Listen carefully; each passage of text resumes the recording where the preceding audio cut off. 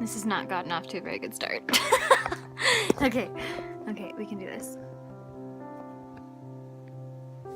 Okay, hi everybody. Welcome to episode 2 of Pep Talk Tuesdays. Apparently this is a thing now, this is happening. So welcome to my living room. We're in a different setting this time. Today I want to talk about regret and perspective, just kind of things for you to think about that I've been thinking about. So for me, I think there are kind of three main ways that you can look at your life. There's kind of 3 perspectives. So the first one is, I don't know how to call it, maybe like looking forward. I think this is awesome because you are dreaming about what's next. You're thinking about, what are the possibilities that I could do? Who can I meet? What are the possibilities? How can I be useful to this world? I think this is a great perspective to use because it just pushes you forward and helps you really kind of think out of your box.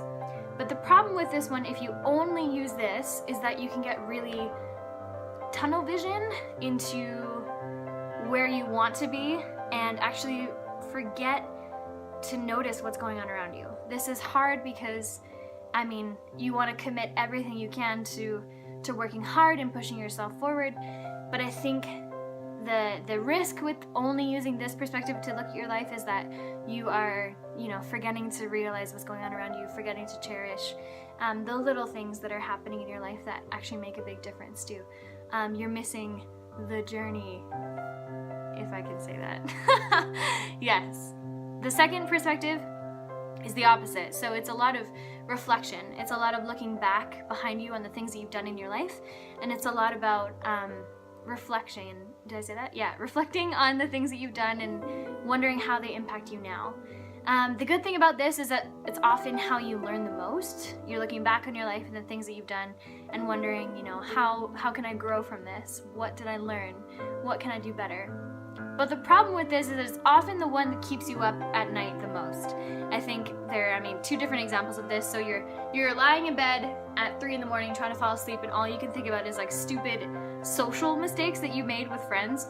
First of all, let me say that nobody cares in the world. Nobody cares about us nearly as much as we do.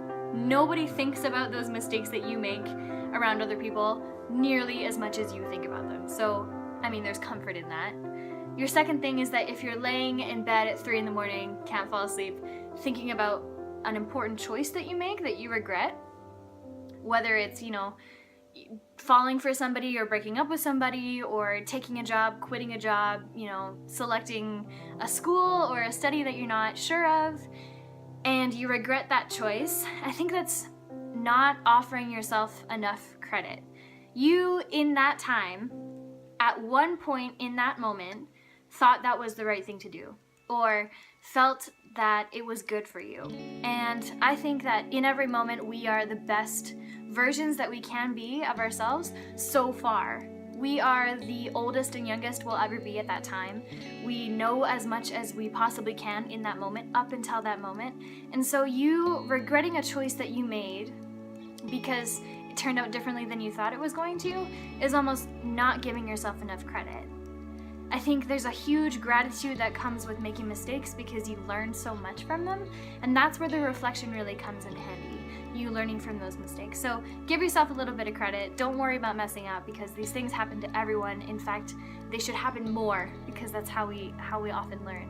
And the third way to look at your life that I've been thinking about lately is being present. It's by looking around you in every second and just being thankful about what's going on. It's noticing the little things and practicing, a conscious realization of the world around you, which is, I think, all 3 of these ways to look at your life are very draining in ways, but this one takes the most conscious energy. It's about waking up every morning and deciding what you're going to focus on. It's deciding where your habits in your mind go. It's deciding what words you tell yourself and how you want that day to go for yourself. So I think it's good to talk about these ways of looking at your life because it's easy to just get really good at one way of looking at your life and just keep on with that.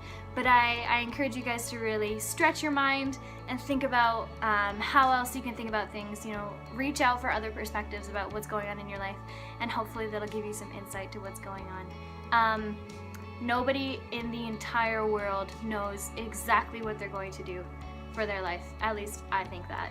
And so don't worry about not having a plan because who friggin' knows? Who knows? It doesn't matter. It doesn't matter. Just be happy where you are, learn from where you've been, you know, look for awesome places to go next.